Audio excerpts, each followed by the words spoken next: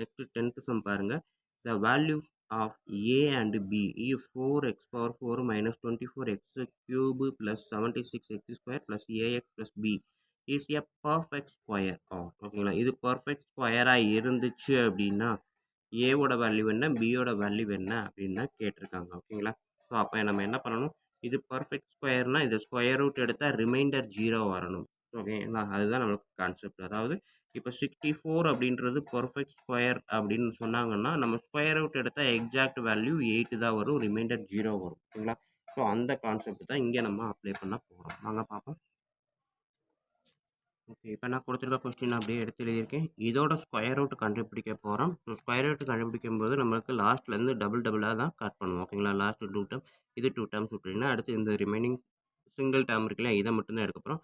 இதை square root எடுத்தால் என்ன வரும் பார்க்க போகிறோம். அதாவது எதோட ஸ்கொயர் இது அப்படின்றது தான் பார்க்க போகிறோம். ஓகேங்களா, ஸோ அப்போ 4x⁴ அப்படின்றத 2x² இன்ட்டு 2x² அப்படின்னு எழுதலாம். ஓகேங்களா, அதாவது எப்படி சொல்கிறோம் அப்படின்னா 4 வந்து ஸ்கொயர் ரூட் எடுத்தால் என்ன வரும், 2.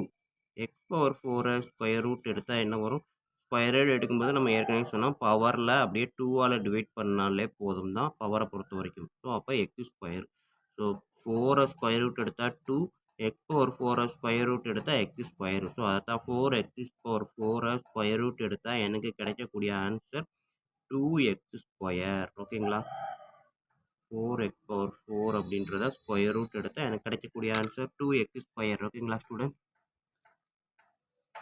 ஸோ அப்போ 2x² நான் இங்கே எழுதுகிறேன், அதே 2x² இங்கேயும் எழுதுகிறேன். So 2x² into 2x², 4x⁴.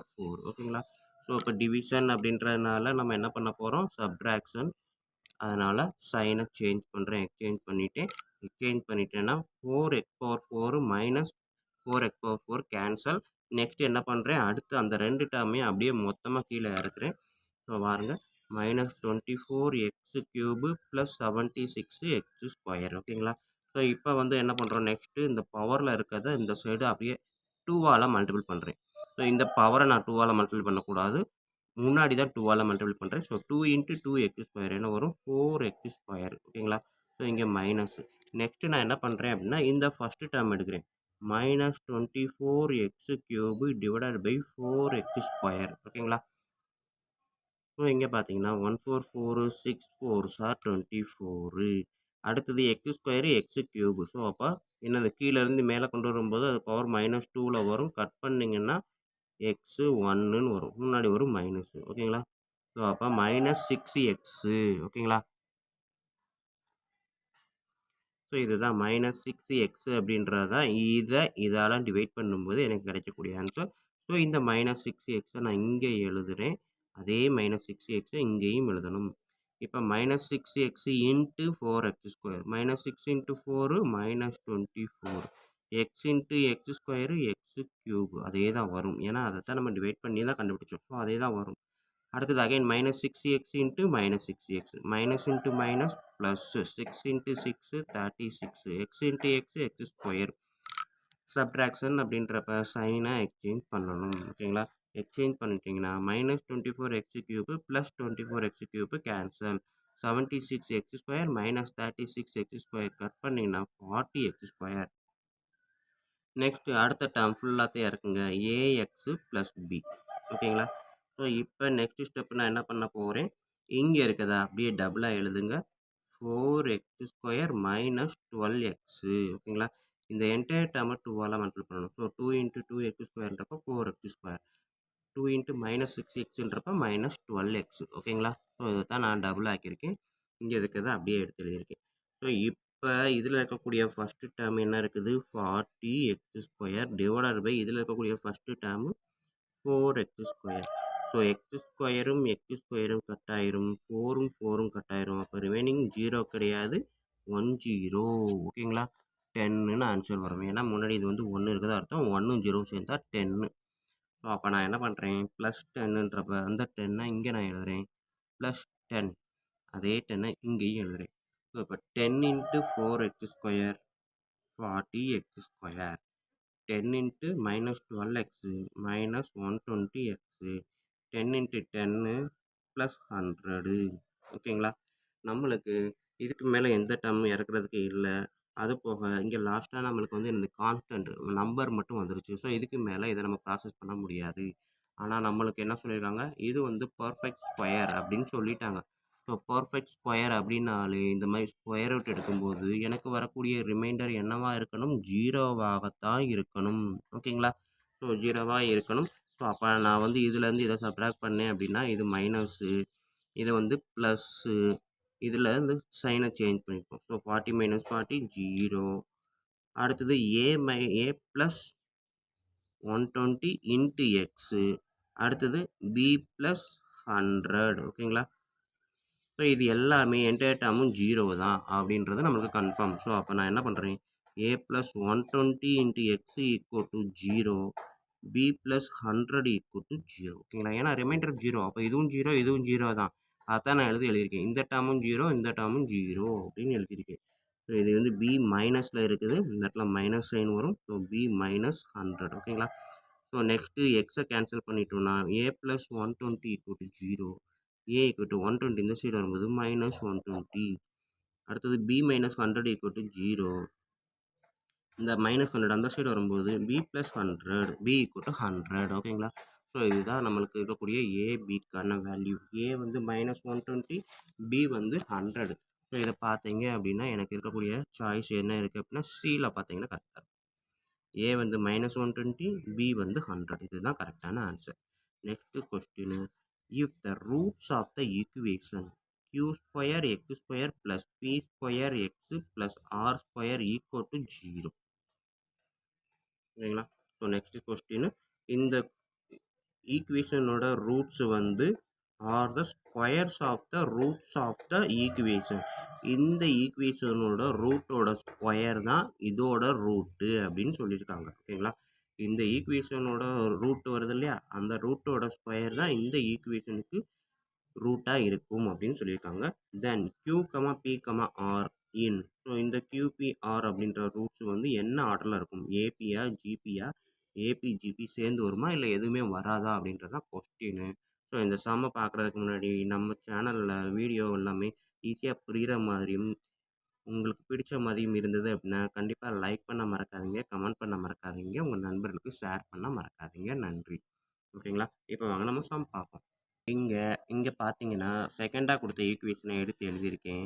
அதுக்கப்புறம் அதோட ரூட்ஸ் இதெல்லாம் என்ன ஆர்டரில் வரும்னு கேட்டிருக்காங்க. ஓகேங்களா?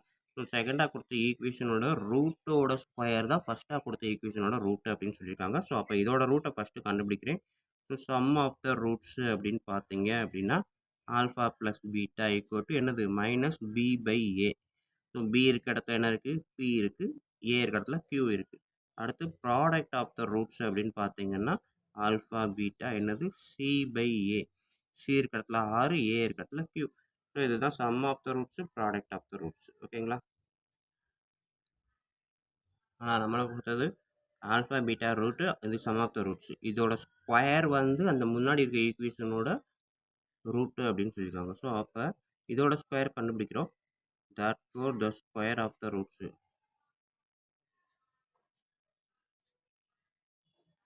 என்னது alpha square plus beta square square பண்ணுறோம்.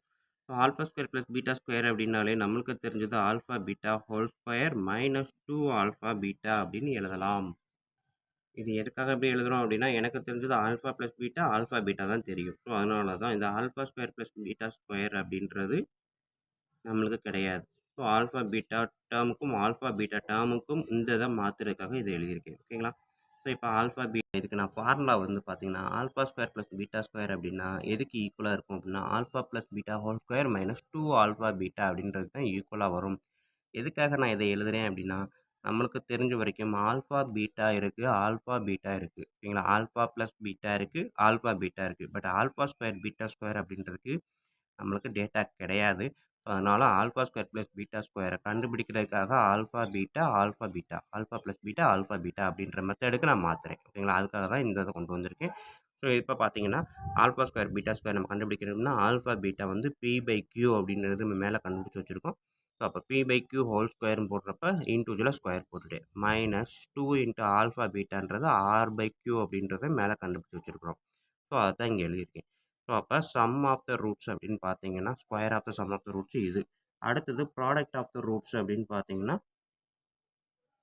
என்னது ஆல்ஃபா ஸ்கொயர் பீட்டா ஸ்கொயர் ஓகேங்களா. ஆல்ஃபா பீட்டா அப்படின்றது பி பை கியூ. ஸோ இதோட ஸ்கொயர் எடுத்திங்கன்னா அதே தான் p square by Q square அப்படின்றது தான் ப்ராடக்ட் ஆஃப் த ரூட்ஸ் ஓகேங்களா. சாரி ஆல்ஃபா பீட்டா அப்படின்றது இது கிடையாது, ஆர் பை கியூ ஓகேங்களா. ஆல்ஃபா பீட்டான்றது ஆர் பை கியூ, அதாவது ப்ராடக்ட் ஆஃப் த ரூட்ஸ்னா சி பை ஏ மேலே கண்டுபிடிச்சோம் இல்லையா, R by Q whole square ஓகேங்களா. ஸோ இதை எப்படி எழுதலாம், R square divided by Q square. So இது வந்து நமக்கு இப்போ 2 ஈக்குவேஷன் கண்டுபிடிச்சி வச்சிருக்கோம். என்னது ப்ராடக்ட் ஆஃப் த ரூட்ஸும் சம் ஆஃப் த ரூட்ஸும் கண்டுபிடிச்சி வச்சிருக்கோம் ஓகேங்களா. இது ஆல்ஃபா ஸ்கொயர் பீட்டா ஸ்கொயர்ன்றது ஆல்ஃபா பீட்டா ஹோல் ஸ்கொயர் தான் ஓகேங்களா, வேறு ஒன்றுமே இல்லை. ஸோ இப்போ இதன்படி பார்த்தீங்க அப்படின்னா 2 ரூட் நம்ம கண்டுபிடிச்சிருக்கோம். அப்போ அதுக்கான ஈக்குவேஷன் நம்மளால் ஜென்ரேட் பண்ண முடியும். என்ன format, X square minus X into sum of the roots ஓகேங்களா. Sum of roots plus product of roots equal to 0. So இந்த ஃபார்முலாவில் நான் கண்டுபிடிச்சிருக்கதை எழுத போகிறேன். X square minus X sum of the roots இந்த கண்டுபிடிச்சி வச்சுருக்குறோம் ஓகேங்களா. ஸோ இதை அப்படியே எழுதுகிறேன். P square divided by Q square minus 2r divided by Q plus product of the roots R square divided by Q square ஓகேங்களா equal to 0. So இப்போ பார்த்தீங்க அப்படின்னா இங்கே கியூ ஸ்கொயர் இருக்குது, இங்கே கியூ இருக்குது, இங்கே கியூ ஸ்கொயர் இருக்குது, இங்கே ஒன்று தான், எதுவுமே இல்லைன்னா 1. ஸோ எல்லாத்தையுமே கீழே காமனாக கியூ ஸ்கொயர் கொண்டு வரலாமா. அதுக்கு முன்னாடி இந்த டேர்முக்குள்ளே கொண்டு வரேன். எக்ஸு இங்கே கியூ ஸ்கொயர் இருக்குது, இங்கே கியூ இருக்குது. அப்போ இதோட ஒரு கியூ மேலே கீழே நம்ம மல்டிபிள் பண்ணலாமா. ஸோ இங்கேயும் ஒரு கியூ இங்கேயும் ஒரு கியூ மல்டிபிள் பண்ணேன்னா என்ன வரும்,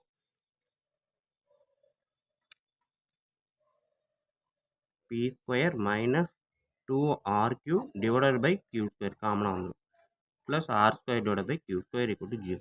ஸோ இப்போ இங்கே கியூ ஸ்கொயர் இங்கே கியூ ஸ்கொயர் இங்கே 1. அப்போ இங்கேயும் நான் என்ன பண்ண போகிறேன், மேலேயும் கீழேயும் கியூ ஸ்கொயர் எலமெண்ட்டில் பண்ணலாமா.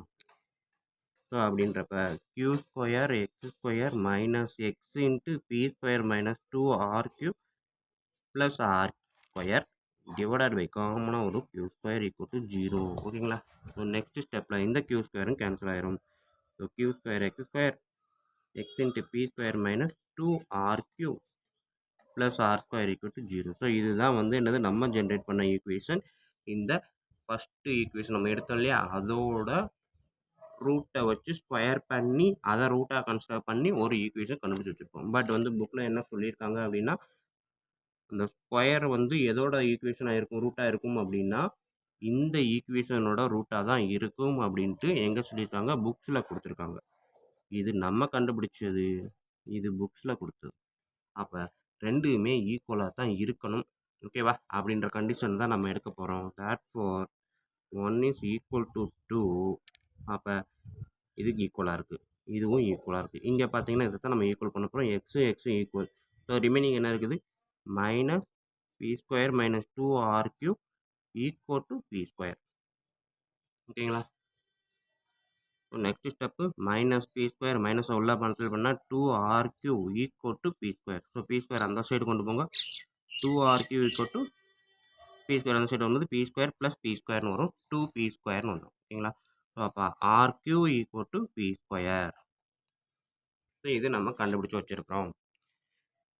ஆனால் நம்மளுக்கு புக்கில் கொடுத்துருக்கான், என்ன கொடுத்துருக்கான் அப்படின்னா ஒன்று கொடுத்தான், q, p, r இது 3 என்ன ஃபார்மெட்டில் இருக்கும் அப்படின்னு கேட்குறாங்க ஓகேங்களா. ஸோ இது ஃபஸ்ட்டு டேர்மு, இது செகண்ட் டேர்மு, இது தேர்ட் டேர்ம் எடுத்துக்கிட்டோம் அப்படின்னா ரேஷியோ கால்குலேட் பண்ணுங்கள்.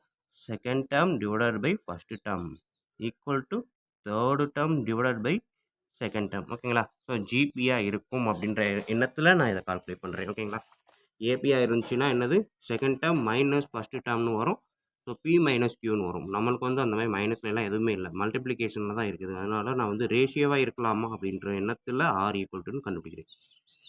So second term divide by first term equal to third term divide by second term. ஸோ இப்போ பார்த்தீங்கன்னா இதை மட்டும் கன்சிடர் பண்ணுங்கள், கிராஸாக கொண்டு வாங்க. இது ரேஷியோன்றது வேறு ஓகேங்களா, இந்த ஆறு வேறு இந்த ஆறு வேறு.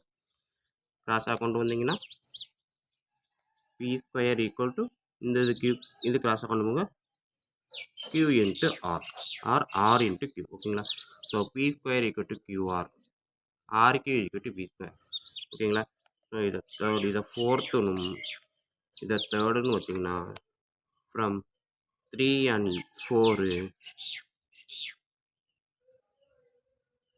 the given equation of the root, sorry, the given root of the equation, ஓகேங்களா. இதோட ரூட்ஸ் வந்து ஆர் இன் என்னது ஜிபி, ஓகேங்களா. ஏன்னா ரேஷியோ ஈக்குவல் அப்படின்றத எடுத்தோம், கரெக்டாக ப்ரூவ் ஆயிடுச்சு.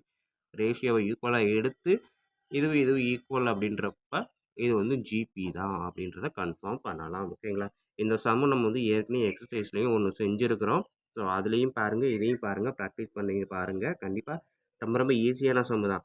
2 தடவை ப்ராக்டிஸ் பண்ணிங்கன்னா அழகாக செஞ்சிடலாம், ஓகேங்களா. நம்மளுக்கு வந்து யோசிக்க இதை செய்யணும், இப்படி தான் செய்யணும் அப்படின்ற சம்ம புரிஞ்சுக்கிட்டோம்னாலே போதும் தான், எந்த சம்மாக இருந்தாலும் நம்மளால செய்ய முடியும், ஓகேவா ஸ்டூடெண்ட்ஸ். ஸோ அப்போ 7th சம்மு முடிச்சுட்டோம். இப்போ வந்து 11th சம்முக்கான ஆன்சர் பார்த்தீங்க அப்படின்னா என்ன இருக்குது, ஜிபி அப்படின்றது தான், ஓகேவா ஸ்டூடெண்ட்ஸ். ஓகே ஸ்டூடெண்ட்ஸ், வீடியோ ஈஸியாக இருந்துச்சு, இல்லை புரிகிற மாதிரி இருந்தது அப்படின்னா கண்டிப்பாக லைக் பண்ணுங்கள், கமெண்ட் பண்ண மறக்காதீங்க. நன்றி. இப்போ வாங்க நம்ம 12th சம் பார்ப்போம்.